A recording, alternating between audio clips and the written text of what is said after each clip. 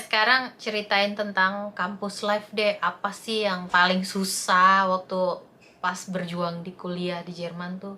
Kesulitannya ya. Kesulitannya mungkin waktu awal-awal sih ya, awal-awal karena kan kayak gini.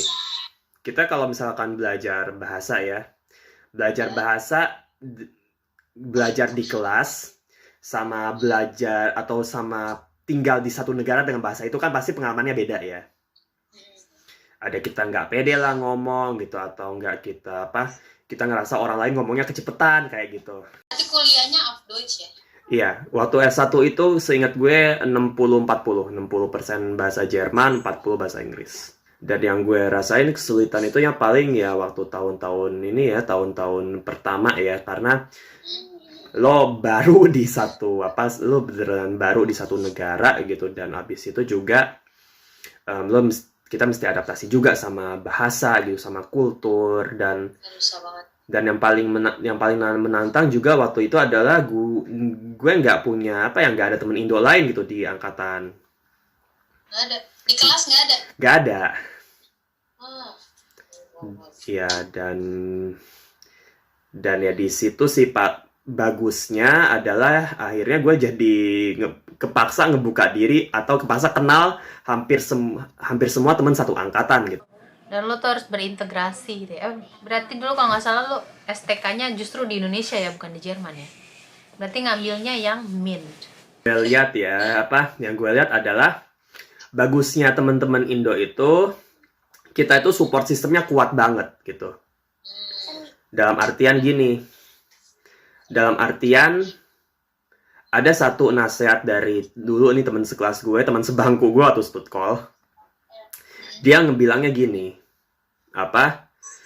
cari lingkungan atau cari sistem di mana lo ngerasa nyaman gitu ya.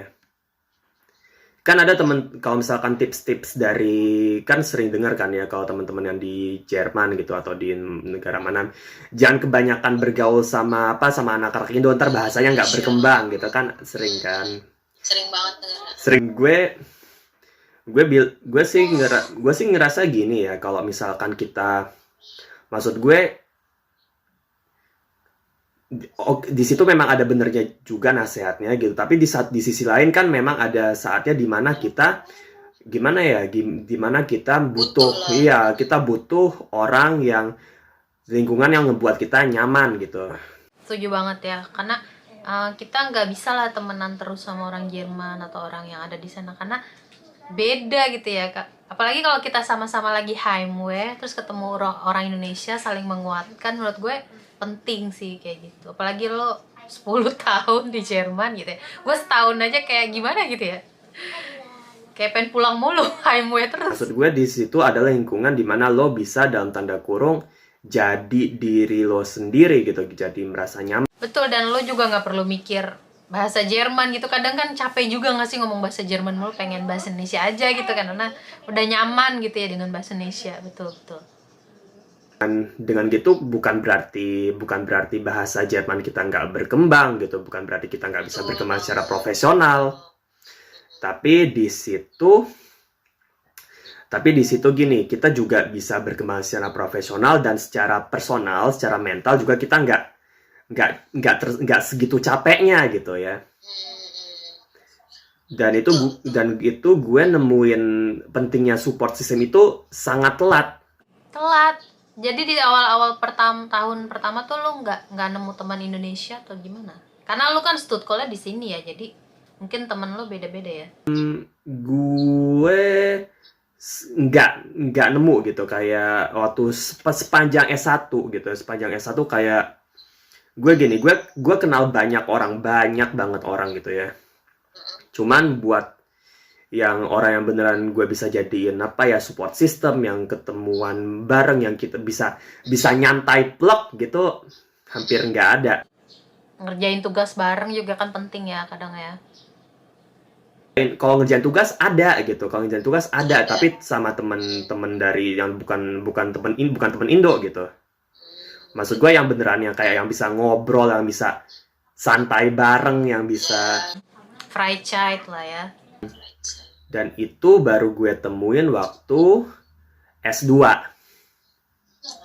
Waktu S2 lucunya gini adalah pertama-tamanya kita emang udah kenal dari awal.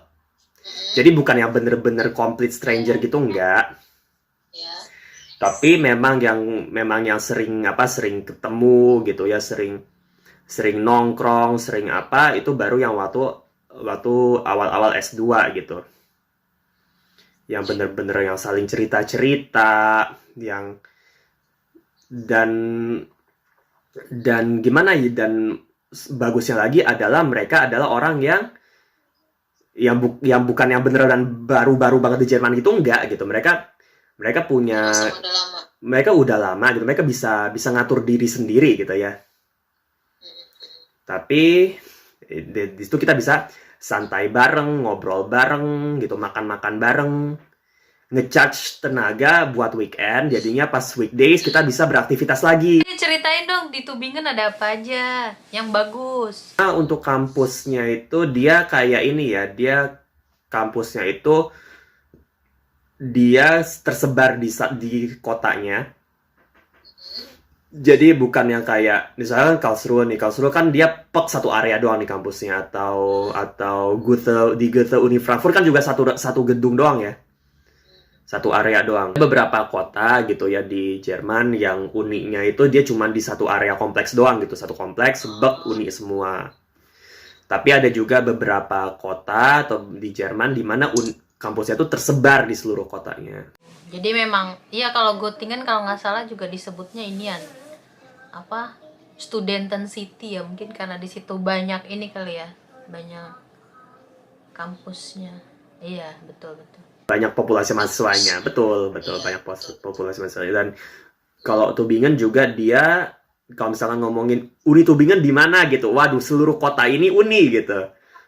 Oh gitu. Iya, jadi kalau misalkan jurusan ekonomi gitu ya, gedungnya sama tempatnya kayak kecamatannya beda sama kecamatannya FK contohnya. Oh gitu. Jadi makanya kenapa Berarti lu Uni atau HTGW? gue uni. Uni. Uni, nah ini salah satu bedanya ya, kalau untuk uni sama apa Hochschule, bedanya mungkin di ini sih ya, porsi teori sama praktek. Maksudnya kalau Hochschule lebih sedikit atau gimana? Kalau Hochschule itu kita dikenalin sama praktek ya, kita dikenalin sama sama nge-lab gitu ya, sama pengenalan alat segala macam lebih awal daripada uni punya gitu. Tugas-tugas lab, tugas-tugas praktikum. Gitu.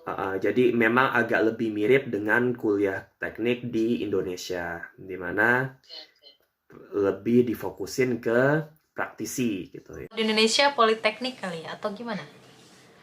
Bisa dibilang begitu, dia lebih politeknik, cuman beban teorinya sama seperti beban S1 di Indonesia. Seperti vokasi juga? Ya, seperti vokasi atau D4 lah ya. Tapi untuk gelarnya, untuk Hochschule pun dia dapatnya bachelor gitu, Bachelor of Engineering. Sementara kalau di universitas gitu dia lebih ditekankan ke riset gitu ya, ke riset, development. Dan untuk awal-awal kuliahnya dia memang lebih dalam tanda kutip lebih bebas dibandingin Hochschule. Artinya untuk setiap kuliah segala macam itu nggak wajib, presensi itu nggak wajib. Tapi untuk bobot ujian belajar sendiri, dan untuk bobot ujian bisa 2 kali lipatnya ini Hochschule punya ujian gitu ya. Tempat tinggal di Jerman. Oke, kenapa tuh tempat tinggal? Boleh cerita? Tempat tinggal. Kalau untuk tempat tinggal itu, ini rahasia umum juga untuk mencari tempat tinggal di Jerman, tentang share house segala macam itu susah. Pertama. Dan kedua itu kayak ini ya, lo cari kosan udah kayak wawancara kantor aja gitu, kayak ada seleksinya. Pernah cerita yang waktu itu ada yang waktu kita culture shock ya, cerita culture shock, lo bilang kalau nyari rumah di Jerman itu udah kayak audisi gitu. Coba cerita. Jadi kalau lo nyari rumah itu, kalau misalkan mungkin temen-temen yang yang Gute A1, A2 bisa buka-buka juga gitu ya, Wohnsituation atau gimana cari ini ya, tempat tinggal di Jerman ya. Ada yang namanya WG.